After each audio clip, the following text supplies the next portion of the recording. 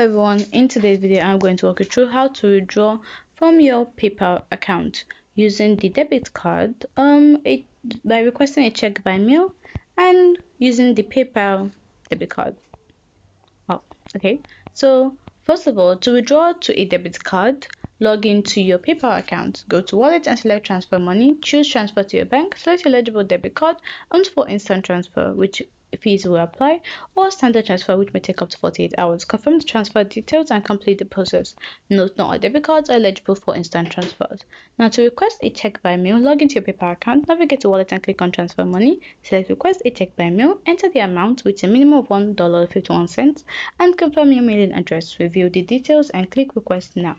Note, a fee applies for check withdrawals and delivery can take 5 to 10 business days.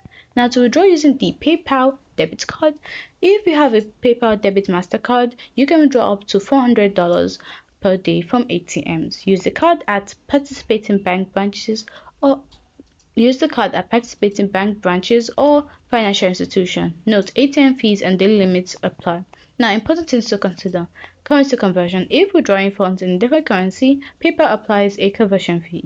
They may be daily or per transaction limits, especially for unverified accounts. Standard transfers typically take 1 to 3 business days, but this can vary depending on your bank's processing time.